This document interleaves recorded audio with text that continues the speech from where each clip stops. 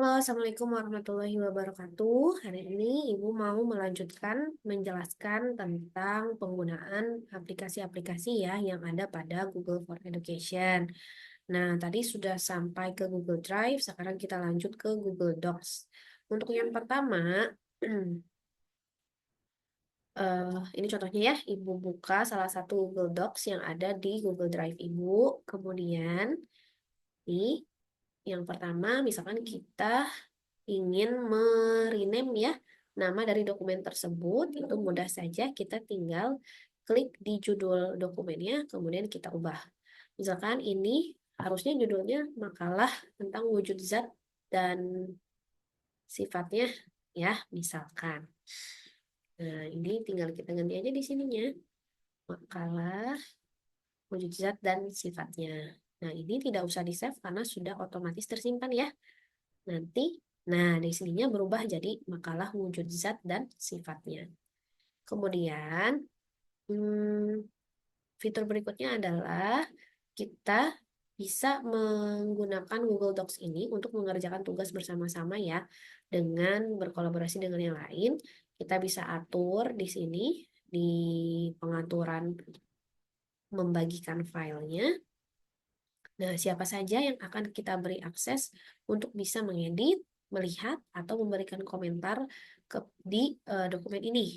Nah, bisa juga kita tuliskan di sini ya, contoh eh, kita kirim ke salah satu email teman kita, kemudian kita pilih aksesnya, apakah kita membolehkan dia melihat saja, memberikan komentar, atau mengedit. Itu. Dan kita juga bisa menambahkan expiration date atau tanggal kadaluarsa ya. Kad- Tanggal kadaluarsa file ini bisa diakses oleh teman kita itu. Misalkan ini ibu kirim ke teman ibu ya contohnya. Ini ibu sendiri sih sebetulnya Gmail ibu sendiri. Nah, akun ini hanya bisa melihat file ini atau mengedit file ini. Batasnya hanya sampai hari Sabtu misalkan, hari Sabtu malam. Nah, kita pilih dan gitu ya. Misalkan dia bisa mengeditnya itu maksimal hari Sabtu tanggal 19 Oktober 2024 jam 11.59 malam. Nah, nanti kita send saja ya. Oke, share anyway. Nah, gitu. Jadi bisa kita atur-atur ya pengaturan pembagiannya di sini gitu ya. Atau kita membolehkan orang-orang luar juga melihat dokumen kita ini dengan kita copy aja linknya ya. Di sininya sudah tertera viewer, artinya hanya bisa melihat. Jadi kita copy linknya, kemudian kita kirimkan kepada orang yang kita maksud. Berikutnya adalah fitur menuliskan komentar ya di dokumen ini. Contohnya, misalkan kalian mengerjakan LPJ nih bareng-bareng dengan teman-teman yang lain atau mengerjakan laporan praktikum. Nah, laporan praktikumnya dikerjakan bareng-bareng, terus ada yang mengecek, misalkan ini ada typo nih. Contohnya di sini ya, nama ibu salah nih nulisnya. Nah, tinggal kita eh, blok, kemudian kita klik add comment. Nah, terus dikasih komentar, tolong penulisannya diperbaiki, misalkan gitu ya. Terus kita mau mention teman kita juga, misalkan. Nah, tinggal kita pencet aja simbol add ya. Nanti akan muncul teman-teman kita. Kalau misalkan kita sudah sering berkomunikasi dengan dia di eh, menggunakan email misalkan ya atau di dokumen-dokumen atau file-files di Google Drive kita. Kita tinggal klik add, kemudian kita tuliskan emailnya atau kita tuliskan namanya, itu biasanya muncul ya. Nah, ini tinggal kita assign ya, otomatis nanti yang bersangkutan, yang emailnya di-mention di sini itu akan mendapatkan notifikasi gitu. Dan dia akan tahu gitu kalau dia di-mention di dokumen ini. Nah, jika ini sudah diperbaiki, misalkan ya, nah misalkan ini diperbaiki udah nih. Nah, sudah diperbaiki oleh dia. Kita bisa klik resolve ya atau sudah selesai gitu sehingga komentarnya akan hilang. Jadi udah beres nih revisinya. Tapi kalau kita mau lihat lagi komentar-komentarnya ada apa saja, tinggal kita klik tombol yang di atas ini, Show All Comments. Itu kita bisa lihat ya track record apa aja yang sudah dikomentari di dokumen ini, apa yang sudah diselesaikan gitu ya. Itu kita bisa lihat di sini. Oke. Selanjutnya adalah mendownload file. Nah, berikutnya kalau kita mau mendownload filenya, tinggal kita pilih aja menu file, kemudian kita pilih download. Bisa di-download sebagai Microsoft Word, bisa juga sebagai PDF atau format-format lainnya sesuai keinginan kita. Ya. Berikutnya adalah memasukkan header dan nomor halaman. Nah, header dan nomor halaman sih sama aja ketika kita menggunakan Microsoft Word ya, tinggal kita klik 2 kali di atas itu akan muncul headernya. Terus kita bisa tuliskan apa saja yang kita mau yang nanti akan menjadi header atau kita bisa pilih di sini ya. Apakah mau bentuknya page numbers atau nomor halaman atau kita mau atur-atur ya format headernya, misalkan panjang lebarnya berapa gitu, itu kita bisa atur di sini. Nah, sama seperti footer atau ini ya di bawah. Nah, ini kita bisa juga tambahkan footer di bawah sini.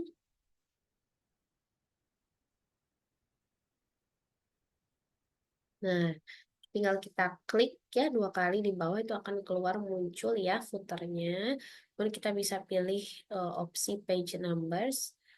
Nah, page numbersnya mau di mana? Misalkan mau di bawah ya atau mau di atas. Kalau mau di atas pakai header, kalau di bawah mau pakai footer.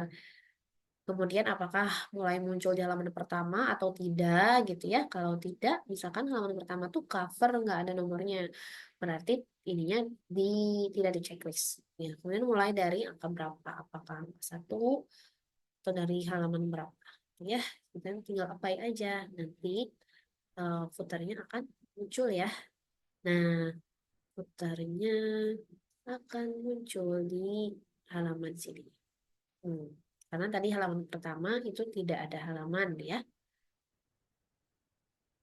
Berikutnya adalah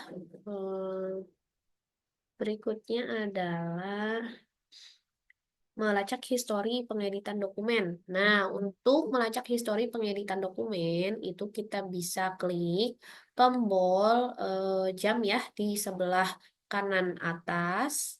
Kita bisa lihat di situ ada keterangan last edit was seconds ago, artinya baru saja diedit ya. Kita klik aja, nanti akan muncul beberapa versi. Nah, sini contohnya. Karena ini yang mengerjakan atau mengedit hanya ibu saja gitu ya. Jadi di sini ya tulisannya nama ibu aja. Terus di sini kita bisa lihat ini versi pertama. Kemudian ini versi jam 9 lebih 12. Ini versi jam 1 lebih 38 gitu ya. Dan terlihat juga apa saja yang diedit. Nah, di sini kelihatan kan ada yang dicoret artinya dihapus ya, ada yang ditulis gitu. Jadi kelihatan. Nah, kalau di sini banyak orang yang mengerjakan, itu juga kita bisa cek ya. Setiap orang itu punya label warna yang berbeda-beda. Jadi kita bisa cek siapa saja yang sudah mengerjakan, yang dia kerjakan apa saja, apa yang dia tulis, apa yang dihapus gitu. Ketika ada kesalahan, misalkan ya, kita udah edit nih suatu makalah gitu ya. Ketika sudah diedit, terus disetorkan ke dosen, misalkan, oh ternyata salah, bukan kayak gini formatnya, misalkan ya, atau isinya ada yang salah nih. Harusnya isinya tuh sesuai dengan yang sudah kamu bikin sebelumnya, misalkan ya, sesuai versi sebelumnya. Kamu bisa restore version. Ya, nah, misalkan yang ini yang pertama tuh udah betul gitu. Harusnya nggak usah diedit-edit lagi, misalkan. Nah, kita tinggal klik aja restore this version. Nanti akan kembali ke versi yang kita inginkan ya.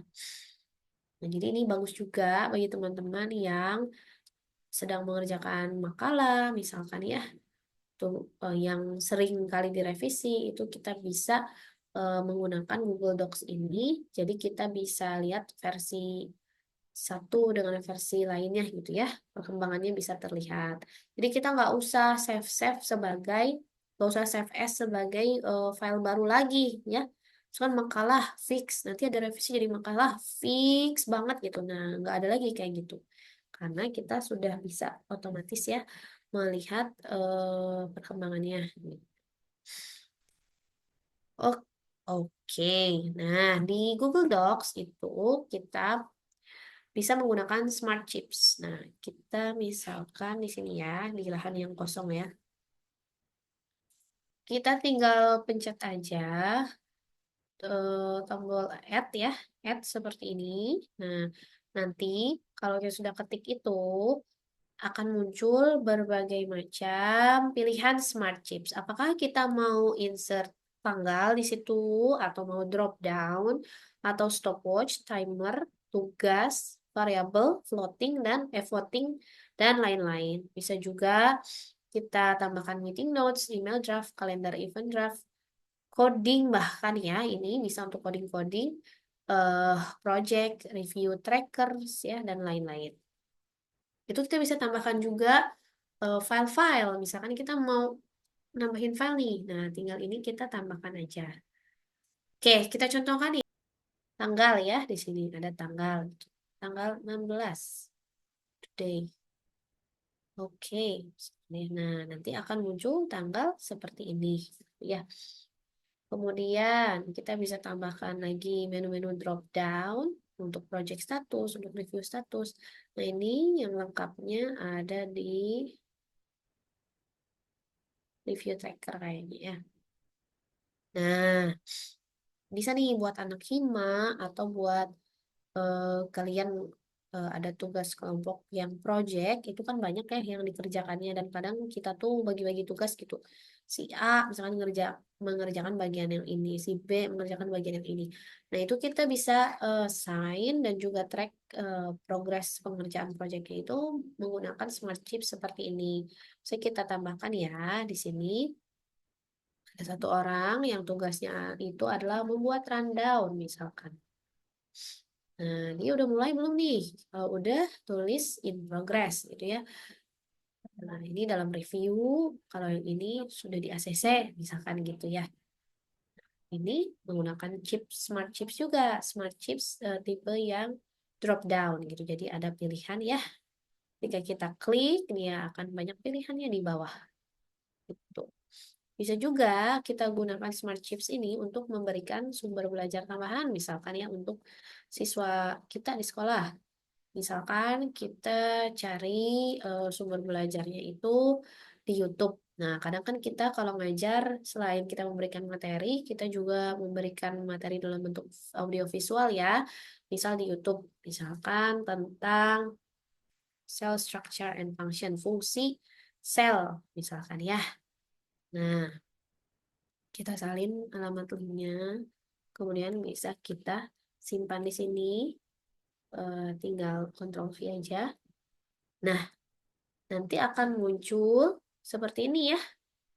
Kita bisa kasih linknya kayak gini, tapi kurang lucu aja ya, panjang. Nah, bisa kita gunakan Smart Chips. Nah, nanti bentuknya seperti ini. Sumber belajar tambahannya, oh kelihatan, oh ini link YouTube gitu. Dan ini bisa dibuka di dalam docs saja, tidak usah ke YouTube-nya juga bisa. Nah, bisa muncul ya di sini videonya. Atau kita juga bisa eh, dalam bentuk seperti itu, atau kalau nggak mau pakai smart chips ya kita pakai linknya aja. Nah, ini linknya ya. Jadi linknya pendek gitu, nggak berantakan ya. Ini sudah hyperlink. Nah, ini juga sama ya, teman-teman bisa gunakan ketika teman-teman menggunakan link website misalkan. Nah, itu juga bisa kita contohkan ya. Nah, misalkan ini web rujukan untuk baca-baca gitu ya. Baca-baca di luar kelas atau sebelum masuk kelas. Nah, ini tinggal kita kopas saja linknya. Nah, nanti akan muncul linknya itu sudah di perpendek gitu ya, hanya judul dari websitenya saja. Jadi tidak aneh-aneh gitu karakter-karakternya ya, tidak panjang linknya. Cukup seperti ini saja. Ini sudah ada hyperlinknya ya menuju web yang dimaksud. Jadi Google Docs juga kita bisa menambahkan numbering ya, eh nah checklist menu ya, checklist menu dan numbering atau bulleted list menu sama seperti di Word, tapi yang checklist unchecklist ini ada nih di Google Docs. Kayaknya di Word belum ada deh. Nah, misalkan kita seringkali punya banyak tugas kan, apalagi mahasiswa nih banyak tugasnya. Kita punya to-do list ya, to-do list eh, daftar hal-hal yang harus kita kerjakan misalkan ya, mengerjakan tugas ICT misalkan. Terus habis itu kita juga punya tugas himpunan misalkan ya. Kemudian kita juga punya artikel yang harus ditulis gitu ya, atau laporan kegiatan misalkan. Nah, ini bisa kita buat di Google Docs. Kemudian kalau sudah selesai nanti bisa dicentang-centang gitu ya. Jadi eh, track recordnya tuh ada. Itu ada yang tipe centang-centang, ada juga yang tipenya itu ketika dicentang dia akan digarisin gitu, kayak udah dicoret selesai. Gitu. Bisa ya kalau kita centang dia jadi ada garisnya gitu ya, dicoret artinya sudah selesai. Gitu. Kayaknya itu aja dulu ya untuk materi terkait dengan Google Docs. Kita lanjutkan lagi ke aplikasi berikutnya ya di video yang lain. Terima kasih, selamat mencoba.